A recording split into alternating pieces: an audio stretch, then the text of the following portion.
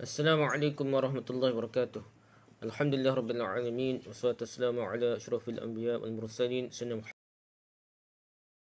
Muhammad wa ala alihi washabbihi ajma'in. Rabbi shrah li sadri wa yassir li amri wahlul 'uqdatam min lisani yafqahu qawli.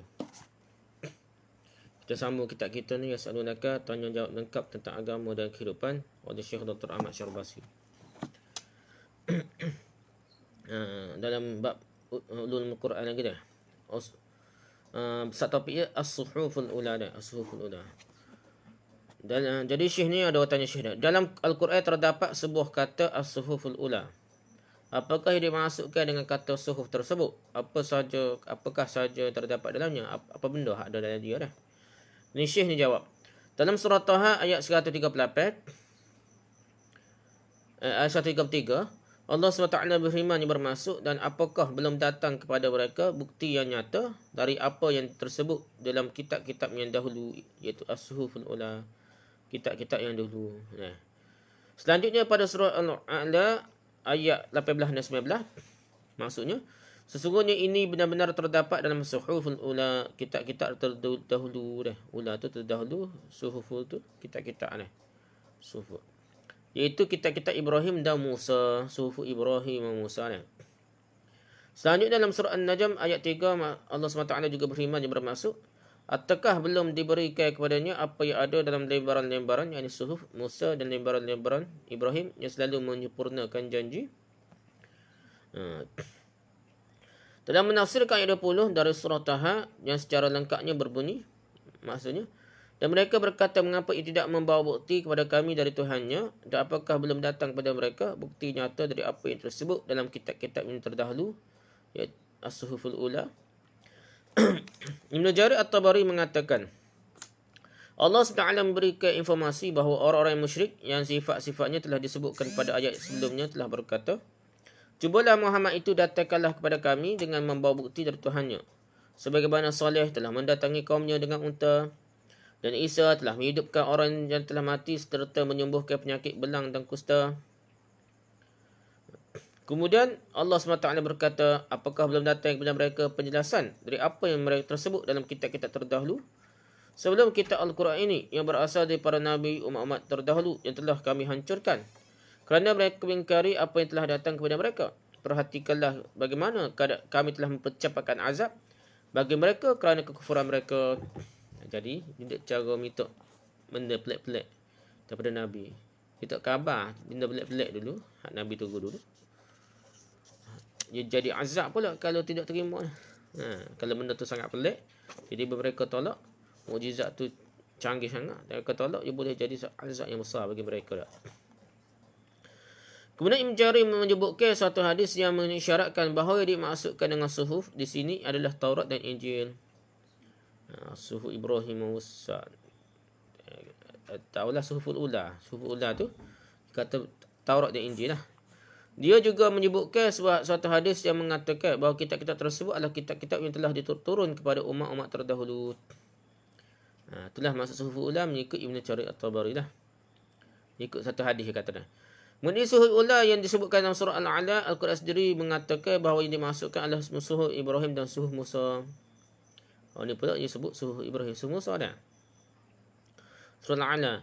Al-Quran berkata pula, maksudnya sesungguhnya itu benar-benar terdapat dalam kitab-kitab suhuf terdahulu, iaitu kitab-kitab Ibrahim dan Musa. Ini tak sebut Injil dan Taurat, tapi sebut Ibrahim dan Musa. Artinya apa-apa yang disebut dalam Quran ini secara umum juga telah disebutkan dalam kitab-kitab yang telah Allah SWT turunkan kepada Nabi Ibrahim dan Nabi Musa, sebelum terjadinya penyelewengan terhadap kedua kitab tersebut. Bukan maksudnya kata-kata yang terdapat dalam Quran secara sama persis juga ada dalam kitab-kitab terdahulu. Bukan serupa 100% dah. Dah lah tu bukan bahasa Arab ni, bahasa Quran bahasa Arab. Tapi di segi benda hak jadi tu, apa benda yang nak cerita dalam Quran dan dalam Taurat tu hampir sama lah, tapi bukan persis betul-betul. Melainkan yang dimaksud adalah makna yang terkandung dalam Quran yang juga terkandung juga dalam kitab-kitab terdahulu. Jadi tengok roh yang sama, matlamat yang sama. Nombor satu tauhid dalam kitab Taurat Injil ni Dan juga kitab Quran ni sama tema dia. Sepatutnya orang percayalah ke Quran ni. Qurtubi juga mengatakan bahawa makna terdapat dalam perkataan Al-Quran juga terdapat dalam kitab-kitab terdahulu, benda yang tema yang sama dah. Al-Ajuri menceritakan bahawa Abu Zar telah bertanya kepada Rasulullah SAW. Ya Rasulullah, bagaimanakah kitab Ibrahim itu? Rasulullah SAW menjawab, semua berisi contoh dan keteladanan. Wahai raja yang berkuasa dan tertipu, sesungguhnya aku tidak mengutusmu untuk mengumpulkan dunia sebahagiannya atas sebahagian lain. Akan tetapi aku mengutusmu untuk menjawab seruan orang yang dizalimi. Sesungguhnya aku tidak akan menolak seruan orang yang dizalimi walaupun itu keluar dari mulut orang-orang yang kafir. Maksudnya macam doa dari hadis kita, doa orang yang zalim dikabulkan walaupun yang kafir. Sesuatu contoh teladan yang lain yang terdapat dalam kitab Ibrahim ialah, maksudnya bagi orang yang berakal ada 3 waktu. Satu waktu untuk bermunajat kepada Tuhannya. Satu waktu untuk bermuhasabah, menghitung-hitung diri dan berfikir mengenai apa-apa yang Allah SWT telah ciptakan. Dan satu waktu lagi untuk melaksanakan segala keperluannya berupa makan dan minum. Dan bagi orang berakal tidak boleh sibuk kecuali pada 3 perkara. Mempersiapkan bekal, memperbaiki kualiti mata pencarian dan menikmati kelazatan yang tidak diharamkan. Seorang yang berakal mestilah mengetahui keadaan zamannya, memperhatikan keadaan dirinya dan memelihara lisannya. Pada siapa yang menghitung pembicaraannya dengan amal perbuatannya, maka akan sedikit pembicaraannya kecuali pada hal-hal yang penting. Ini antara benda yang dikatakan ada dalam Suhuf Ibrahim. Suhuf Ibrahim ni bukan kali kira dah tak? Bukan Taurat Injil dah tak? Taurat Nabi Isa, Injil Taurat Nabi Musa, Injil Nabi Isa dah. Ini Suhuf Ibrahim kata dah. Kemudian Abu Zar bertanya lagi kepada Rasulullah SAW.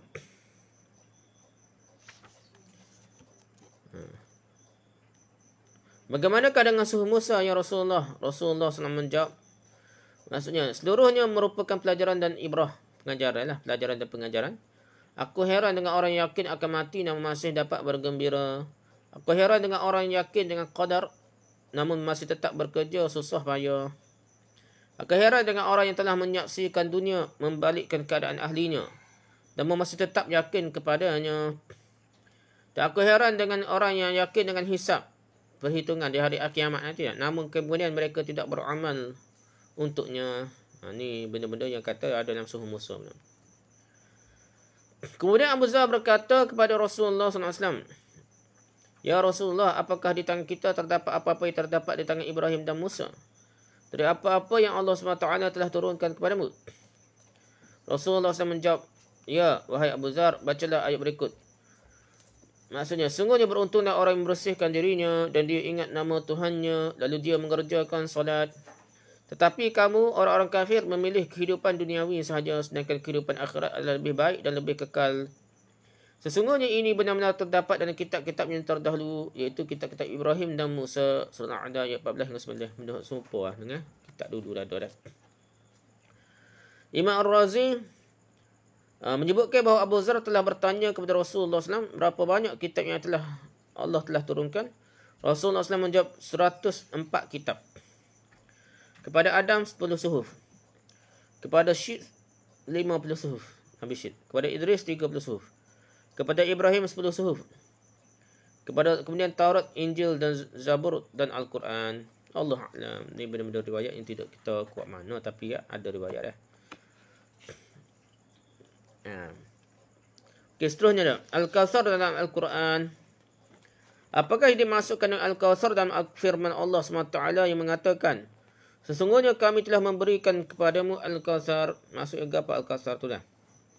Syekh ni jawab dah. Allah SWT berbicara kepada Rasulullah SAW dalam Al-Quran.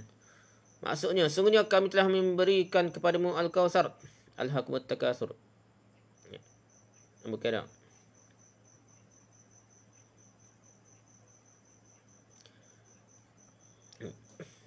Okay, sesungguhnya kami telah memberikan padamu Al-Kawthar. Maka dirikanlah salat kerana Tuhanmu dan berkorbanlah Sesungguhnya orang yang membenci kamu adalah yang terputus. Surah Al-Kawthar ayat 1 hingga 3. Inna a'tunaka al-kawthar fasalli rabbika wanhar. Inna syani'aka huwal abtar. Surah Al-Kawthar ayat 1 hingga 3. Asal makna dari kata Kawthar ialah banyak. Itu makna asal dia dalam bahasa Arab dia. Kata tersebut juga digunakan untuk menunjukkan nikmat yang banyak. Pada beberapa hadis disebutkan bahawa yang dimaksudkan dengan Kawthar ialah sungai yang terdapat dalam syurga. Imam Bukhari meriwayatkan bahawa Rasulullah SAW telah bersabda. Mafhumnya tak? Tatkala aku dimi'rajkan ke langit, aku mendatangi sebuah sungai yang dipenuhi dengan permata. Aku bertanya, apakah ini wahai Jibril? Jibril menjawab, ini adalah Kawthar. Ada sungai di sungai dengan dipenuhi dengan permata tu Kawthar ni katanya. Ni riwayat Bukhari kuat. Diriwayatkan bahawa tanah sungai ini lebih harum dari minyak kasturi. Tanah sungai tu lebih harum dari minyak kasturi. Airnya lebih manis dari madu dan warnanya lebih putih dari salju. Itulah gambar dia daripada hadis. Para ulama memberikan penjelasan mengenai sebab pemberian nama Kawthar pada sungai tersebut. Mereka mengatakan bahawa yang paling menjadi sebab ialah kerana sungai tersebut sungai syurga yang paling banyak air dan kebaikannya dibandingkan dengan sungai-sungai syurga yang lain. Dia hebat lagi lah. Setiap orang itu ada syurga, ada sungai dia masing-masing ni. Tapi sungai yang Nabi ada jauh lebih hebat daripada orang lain lah. Kawthar. Hal ini berdasarkan riwayat mengatakan bahawa di syurga tidak ada sebuah taman kecuali dalamnya mengalir sebuah sungai. Jadi semua taman, semua syurga tu ada sungai belakang. Tapi sungai Kawthar Nabi ni yang paling hebat. Atau juga penamaan tersebut kerana banyaknya orang yang minum dari situ. Atau kerana banyaknya manfaat yang terkandung dalamnya. Ada juga nama Kawthar ni sebab dia orang nak masuk syurga, orang tak boleh dahaga ni akan minum telaga Kawthar dulu ataupun sungai air daripada air sungai Kawthar. Jika makna asal terdapat dalam kata Kawthar menunjukkan erti kebaikan yang banyak dan bermacam-macam, maka mungkin inilah menjadi sebab banyaknya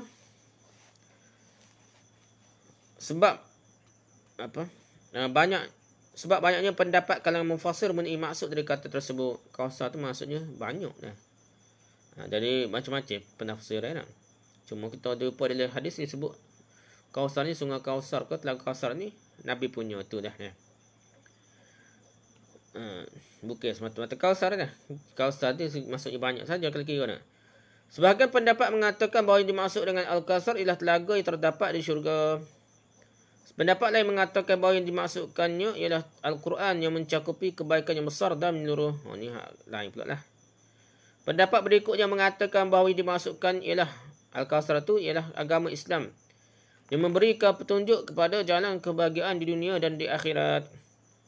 Ada juga pendapat yang mengatakan bahawa yang dimaksudkannya ialah kenabian. Al-Kawthar itu masuk ke kenabian. Kerana hal itu merupakan kurniaan besar dari Allah SWT kepada Rasulnya. Dan juga merupakan nikmat yang agung bagi manusia.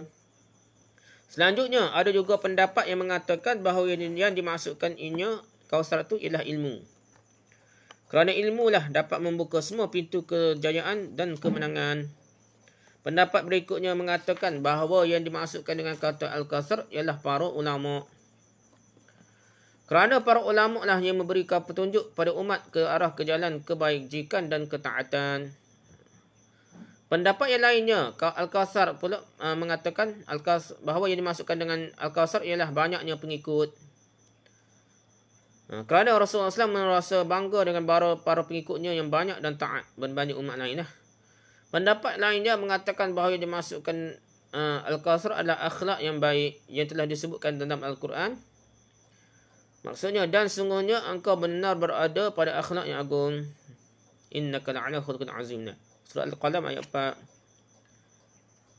Ada juga pendapat yang mengatakan bahawa yang dimasukkan dengan Al-Kawthar ialah keturunan Nabi SAW yang suci. Pendapat yang lainnya mengatakan bahawa yang dimasukkan adalah syafaat Rasulullah SAW. Banyak lagi pendapat-pendapat yang lainnya.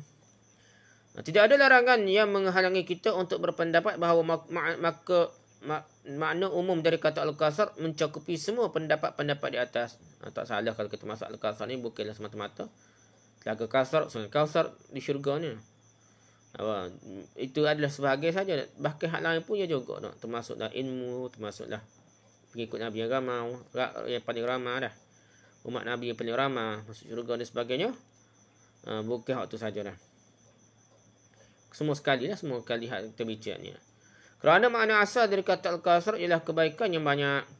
Oleh kerana itu, selama kebaikan itu tercermin pada beberapa bahagiannya, maka tidak ada salahnya. Semua pendapat di atas kerana masing-masingnya mencakupi salah satu bentuk dari kebaikan yang banyak. Salah satu bentuk dah. Habis. Jadi dia kata begitulah. Masuk yang dipilih oleh Syekh itu boleh berlaku. Pasal Al-Kausar itu masuk banyak. Dan tidak menafikan satu sama lain. Tak sebenarnya dah. Itu yang berlaku dah.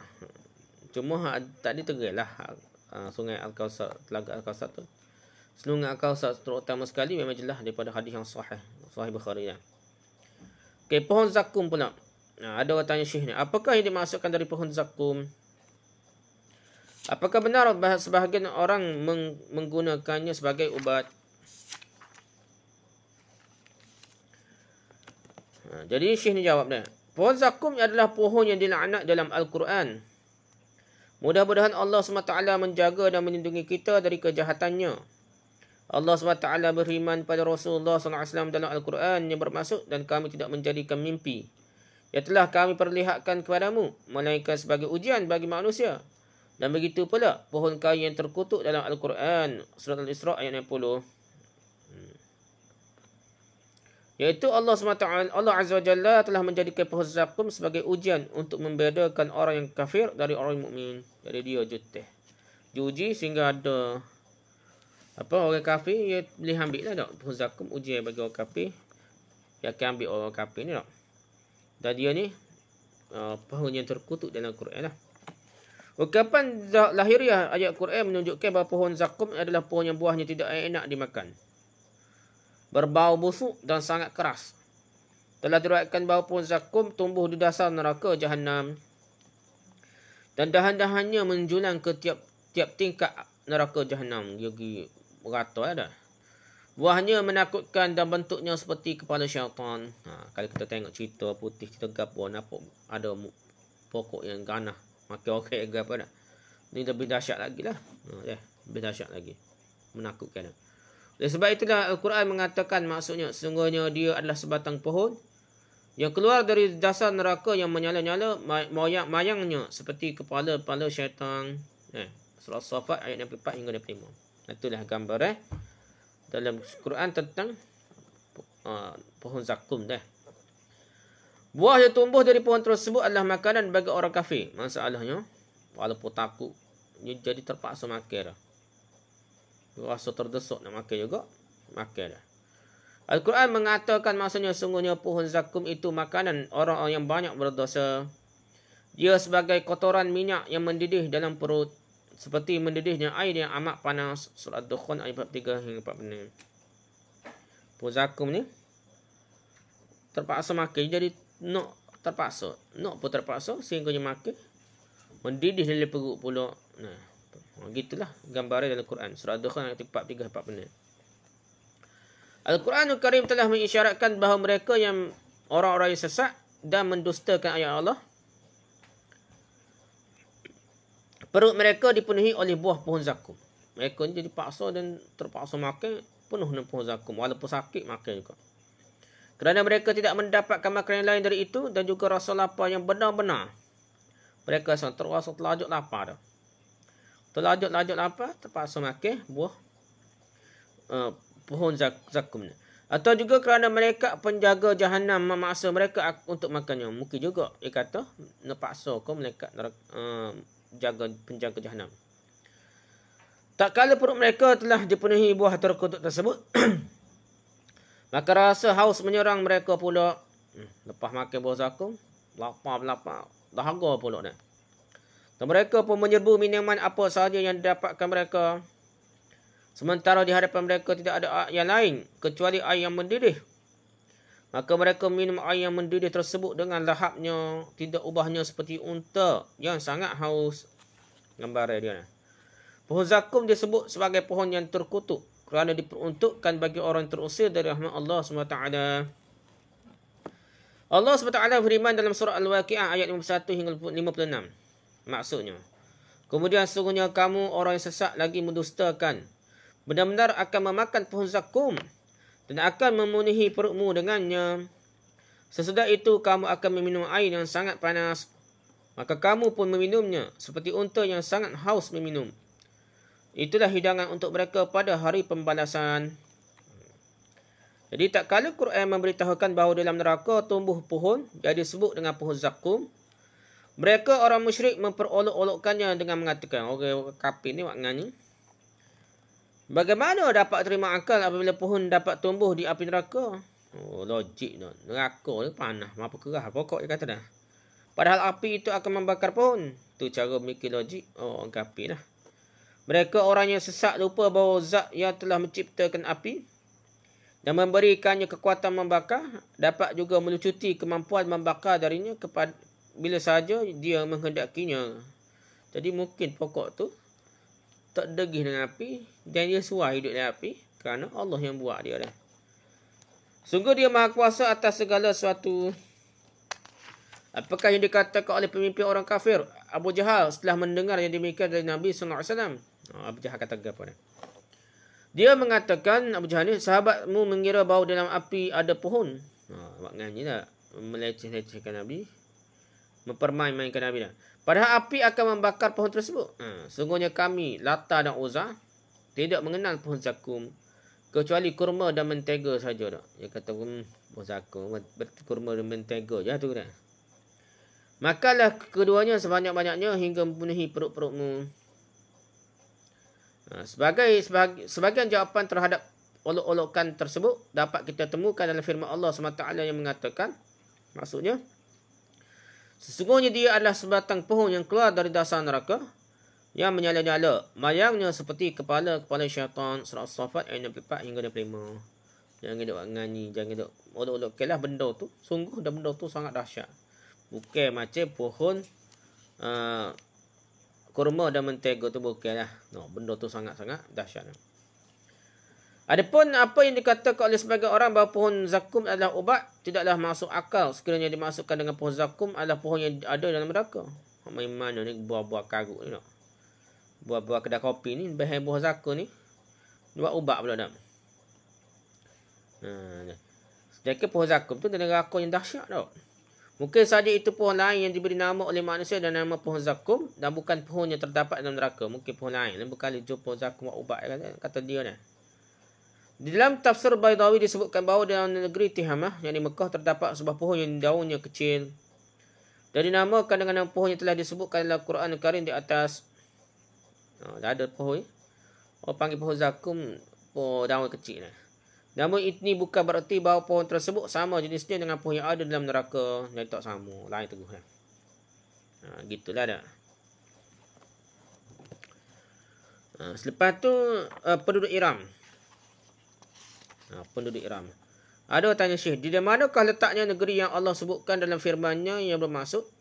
Iaitu penduduk Iram yang mempunyai bangunan-bangunan yang tinggi, yang belum pernah dibangun suatu kota seperti itu di negeri-negeri lain. Apakah mungkin bekas-bekas peninggalannya dapat ditemukan oleh para peneliti purbakala sekarang? Jadi ia bangunan tinggi dia buat penduduk Iram ni. Zaman dulu kita dah nampak lah ni ada teknologi bangunan tinggi dah. Dalam Quran disebut ada teknologi bangunan tinggi tu ialah penduduk Iram. Mana tempat dia nak? Jumpa ke ahli-ahli kaji ni purbakala ni? Kata hak cek dinosaur ke apa ni tak? Jadi Syekh ni jawab, Allah SWT telah berfirman dalam surah Al-Fajr ayat 6 hingga 8. Maksudnya, apakah kamu tidak memperhatikan bahawa bagaimana Tuhanmu berbuat terhadap kaum 'Ad? Tak perhati bagaimana Allah bagi azab lah pada kaum 'Ad. Iaitu penduduk Iram yang mempunyai Zatul Imad, yakni bangunan-bangunan tinggi ni. Zatul Imad, bangunan-bangunan tinggi ni. Yang belum pernah dibangun suatu kota seperti itu di negeri-negeri lain. Itulah lebih kurang surah Fajr ayat 8. Jadi Syekh ni kata ada pendapat yang mengatakan bahawa yang dimaksud dengan kata Zatul Imad ialah yang punya poster yang tinggi. Bukannya bangunan yang tinggi, tapi tubuh badan yang besar tinggi. Kerana ketika itu penduduk-penduduknya mempunyai poster tubuh yang tinggi. Bukannya bangunan tapi tubuh body tinggi dah. Pendapat yang lain mengatakan bahawa yang dimaksudkan ialah yang punya bangunan yang tinggi. Dua pendapat. Ada tafsir maksud Zatul Imad ni, body, tubuh badan yang besar tinggi. Ada lagi maksud dia, yang tafsirannya ialah bangunan yang tinggi. Ada juga yang mengatakan bahawa yang dimaksudkan ialah orang-orang yang punya tempat yang senantiasa diguyur hujan, diturunkan hujan lah, kena hujan sama. Sehingga mereka suka berlindung ke tempat perlindungan dan baru kemudian kembali ke rumah-rumah mereka. Untuk orang yang suka tinggal di kemah disebut sebagai imad. Ini ikut bahasa Arab, orang suka tinggal duduk di kemah dipanggil imad.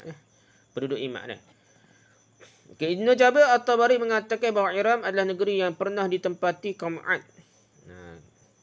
Atau nama salah satu kabilah kaum Ad. Disebutkan bahawa yang dimasukkan dengan Ad ialah Ad bin Iram bin Aus bin Sam bin Nuh. Kaum Ad telah membangun negeri mereka di daerah Ahqaf, di semenanjung Arab yang terletak di antara San'a dan Hadramaut. Tengah-tengah itulah, yang merupakan dua kota di negeri Yaman. Inilah waktu kata di Hadramaut Nabi Hud katanya. Kerana situlah kuasa yang didakwah kaum Nabi Ad yang didakwah oleh Nabi Hud. Ada orang yang mengatakan bahawa kota Zatul Imad telah hancur dan hilang, terkubur, hati lebu, tergelerai dan tak jumpa, sehingga tidak dikenal lagi sekarang ini. Padahal di masa itu ia merupakan sebuah kota yang sangat megah, yang hebat masa itu, tapi tergelerai, hancur, lebu. Ada juga pendapat yang mengatakan bahawa Syiddad bin Ad lah yang telah membangun kota ini, dan dia seorang penguasa yang bengis, yang zalim ada. Mungkin pendapat ini sejalan dengan firman Allah SWT pada ayat yang lalu yang mengatakan, maksudnya yang belum pernah dibangun suatu kota seperti itu di negeri-negeri lain. Kota tu tak ada sehebat kota itulah. Iaitu yang belum pernah dibangun suatu kota seperti itu di negeri lain dalam hal kekuatannya dan kekerasannya. Imam Syihabuddin Yaqut Al-Hamawi telah menceritakan dalam kitabnya Mu'jan Al-Buldan sebuah cerita buatan. Cerita reka ni dah. Mengenai pembangunan kota Iram yang kisah rekahnya sebagai berikut.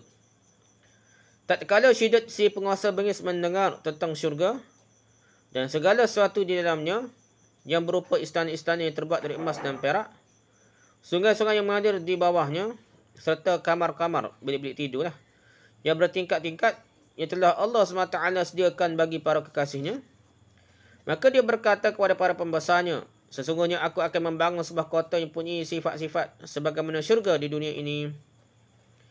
Kemudian dia mengumpulkan ribuan pembantu dan pekerjanya dan memerintahkan mereka untuk mencari daerah yang luas dan subur di tanah Yaman. Lalu dia menceritakan gambaran kota yang dia inginkan. Dia meminta bantuan kepada 3 orang ahli bangunannya yang bernama Ghanim bin Ulwan, Dhuhak bin Ulwan dan Walid bin Rajyan. Dia memerintahkan pada ketiganya untuk mengumpulkan semua emas, perak dan jenis-jenis permata yang ada dalam negeri. Kemudian ketiganya pun mengumpulkannya sehingga tinggi tumpukannya menyerupai gunung.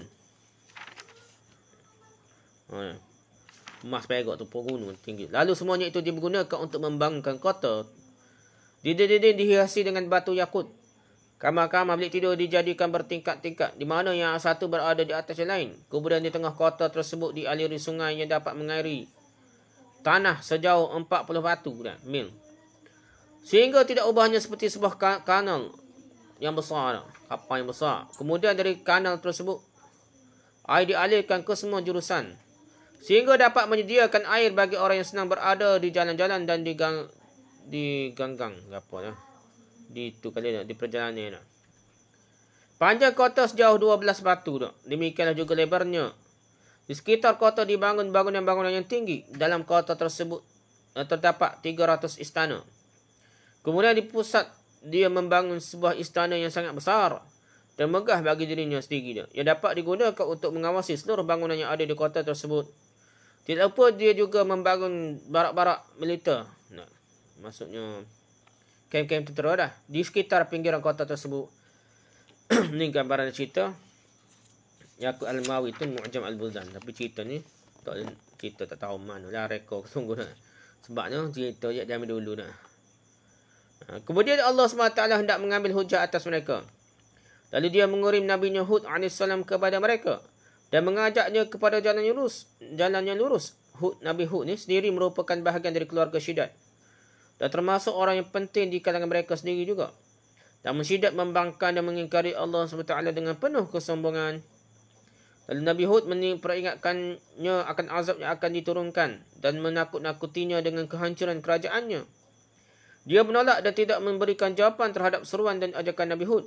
Lalu para pengawas pembangunan kota datang memberikan khabar kepadanya bahawa pembangunan kota telah selesai dan siap untuk dirasmikan. Dia pun pergi meninjau dengan diapit oleh 300,000 pengikutnya. Tatkala dia dan para pengikutnya semua telah berada dekat dengan kota itu, maka Allah SWT menurunkan halilintar dari langit yang menghancurkan mereka. Kota itu pun kemudian terkubur dalam tanah dan belum ada seorang pun yang pernah masuk ke dalamnya setelah itu.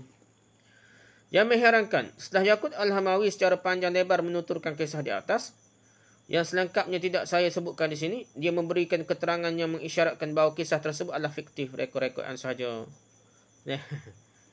Dia juga menceritakan bahawa belum pernah ada orang yang memasuki kota tersebut setelah itu kecuali seorang lelaki bernama Abdullah bin Qalabah. Pada masa pemerintahan Muawiyah. Ini yang ada cerita nak. Dia juga menceritakan bahawa sekelompok peneliti telah menggali kuburan yang diduga di dalamnya terdapat mayat Syidat bin An. Tatkala mereka sampai ke sebuah gunung, mereka menemukan sebuah prasasti yang bertuliskan syair berikut. Jumpa ada tempat nulis nak, papan tulis nak. Syair itu bunyi kan? Maksudnya nak, jadikanlah pelajaran wahai orang tertipu dengan umur yang panjang. Aku adalah Syidat bin Ad, si pemilik benteng yang kukuh, saudara kekuatan, rakan bencana dan raja yang disegani. Hampir seluruh penduduk bumi takut kepada ancamanku. Maka datanglah Hud dan kami dalam kesesatan sebelum Hud. Lalu Hud menyuruh kami untuk mengikutinya ke jalan yang dapat mendapat petunjuk. Namun kami membangkangkannya dan kami berkata, apa yang kamu miliki? Apakah ada yang lebih dari itu? Maka datanglah kepada kami halilintar yang turun dari ufuk yang jauh. Itu cerita-cerita lah. Itulah riwayat-riwayat yang berkaitan dengan penduduk negeri Iram. Itulah kalau kira ada riwayat lain tu tak ada. Ni pun tak tahu cerita tu, tak tahu sahih mana cerita atas cerita dah. Rekod pengarang kitab tu sendiri kata rekod dah. Tidak ada larangan yang menghalangi para ilmuwan keperbekalaan untuk meneliti dan menggali bekas-bekas peninggalan kota tersebut pada lembah yang diceritakan sebagai tempat berdirinya kota itu. Kuasa itu dah antara Sana'a dan Hadramaut tu dah. Sini dah ni jadi pada pasir ke kota dah. Dulu ni Yaman ni masa Ratu Balqis ke apa diceritakan ada empangnya yang besar dan boleh memberi tanaman yang hebat lah, kajian yang hebat di Yaman dulunya. Lepas tu pecah ke apa. Jadi ke kota habis. Jika mereka menemukan sesuatu dari bekas-bekas peninggalan tersebut, maka itu jelaslah akan membantu untuk mengetahui lembaran-lembaran sejarah masa lalu yang telah diisyaratkan oleh Al-Quranul Karim. Sesungguhnya Allah mengatakan kebenaran dan dia memberikan petunjuk kepada para hambanya kepada jalan keselamatan. Jadi cerita-cerita tentang Nabi Hud kalau kita nak kaji tak apa dah. Tapi janganlah buat pesta gembira dah. Sebab tempat tu tempat bala dah. Buat semata-mata kaji kerana orang Islam ni meraihkan ilmu kajian-kajian untuk tahu kebenaran lah. Itu tentang penduduk apa? Yaman. Apalah cerita yang pentingnya di itulah ceritanya tak. Cerita-cerita ni tak boleh jadi kepastian. Termasuklah kubur Nabi Hud ni. Setengah tu nyekih situlah tempat Nabi Hud dakwah di Hadramaut tu, di Hadramaut tu. Ya adalah dikatakan kubur Nabi Hud tak. Tahu mana tak tahulah. Kubur Nabi ni banyak lah. Sini pun ada, sini pun ada. Sini pun cerita kubur ada syair tak. Dia mati tu dia syair kan. Kalau kita kira tak. Benda tu cerita tak. Cerita atas cerita kita tak boleh muktamad dah. Ahqaf ni tempat Ahqaf yang kata Nabi Hud di Ahqaf, lembah-lembah Ahqaf dah di Yaman dah. Ahqaf kalau kita Ahqaf ni luas mana? Luas lagi. Apa kita kata macam merah kau lupa lah tak? Mana tak? Luas tak? Ahqaf ni luas lagi. Kenapa dia boleh kata situ kubur Nabi Hud? Dia berdasarkan mimpi Tok Guru dah. Tok Guru Tok Wali tu. Habib dia kata situlah. Nah. Jadi muktamad ke? Nak siapa buat macam upacara haji ke? Macam upacara umrah di situ. Buat pada bulan Safar tak? Mesti buat gini. Ada macam cara yang khusus untuk ziarah Nabi Hud dah. Lepas tu buat gapo situ dah. ada pula sungainya macam suci pergi mandi situ pula. Cara mandi situ nah. Berkat pula kata tu, berkat nah. Benda yang tidak berasaskan asas yang kuat tiba-tiba jadi berkat, jadi macam-macam dah. Dia akan jadi khurafat, benda karut maruk. Dan siapa tahap dia boleh merosakkan akidah, ada syirik setengah-setengah karut. Kalau tak sampai syirik dia panggil bid'ah, benda yang Nabi tak suruh kita pergi suruh. Nabi sendiri ni tak cari kubur. Sepanjang hidup Nabi ni tak cari kubur Nabi Musa. Nabi tak suruh cari Nabi lain, Nabi Ismail kau asal kota Mekah je. Nah.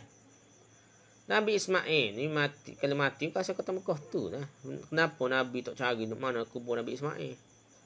Tak sungguh cari bapa gitu dah. Kalau kira dah. Ni Nabi seluruh dunia ni dak di Jordan pun ada kubur Nabi dah. Nabi ni mai ya Allah kan buat pelak besar kubur dak. Kubur dak besar mainnya dak. Tinggal panjang lah kubur dak. Dak. Orang je cerita penuh yakin dah. Benda gitulah memperbodohkan umat kalau kita percaya dan sebar kepada masyarakat. Kalau betul pun tidak jadi matlamat agama untuk pergi kubur Nabi tersebut. Nabi ni pergi kubur, tak pergi cari kubur Nabi. Kubur soleh pun tak. Nabi pergi kubur umum, kubur bakit. Dia tak pergi tuju pada kubur tertentu. Kalau Nabi tersinggah di nak pergi Madinah, nak pergi tengah jalan, nak pergi tersinggah tu, Nabi pergilah kubur mak dia. Tapi tidak jadi satu rutin pergi ziarah kubur mak dia. Tak ada pula Nabi tak bila dah. Nabi rutinnya nampaknya kubur bakit lah. Lepas tu pergi pula pergi setiap hari Sabtu pergi apa masjid memula Nabi semaya dah. Quba, masjid Quba tu Nabi pergi dah. Itulah.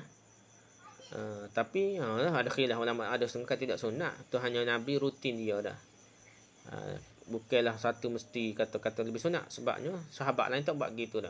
Setiap hari Sabtu pergi situ tidak. Ni kubur lain lagi lah tak ada. Cerita Nabi pergi cari kubur-kubur Nabi lain. Pergi ziarah ke gapo tak. Tak jadi satu cerita gapo tak ada lah. Sahabat dia jumpa Nabi Daniel dah. Masa perluasan kerajaan Islam, siapa ke mana-mana jumpa kubur Nabi Daniel. Nabi sahabat-sahabat ni radhiyallahu anhum ajma'in. Apabila jumpa ni, kubur dia punya berkat dia. Bukan kubur lah, mayat dia lah. Tak acu mayat Nabi ni. Jumpa ni. Waktu ubik mayat, turun hujan. Waktu masuk, mayat berhenti hujan dah. Dikatakan gitu lah. Wallahu'alam. Jadi, sahabat ni takut jadi fitnah, jadi syirik, jadi khurafat. Jadi benda-benda orang ambil berkat dengan Nabi ni. Sahabat pergi cari tempat yang susuk. Sungai yang payah lagi. Cari tempat pelik lah, tempat orang payah lagi.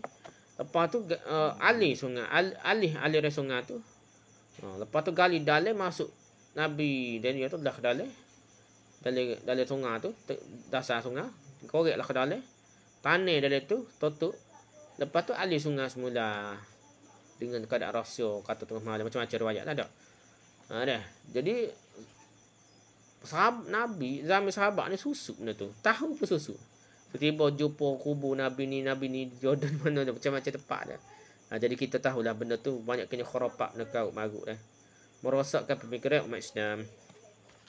Wallahu a'lam. Subhanakallahumma wa bihamdika, subhanakallahumma wa bihamdika, asyhadu an la ilaha illa anta, astaghfiruka wa atubu ilaik. Assalamualaikum warahmatullahi wabarakatuh.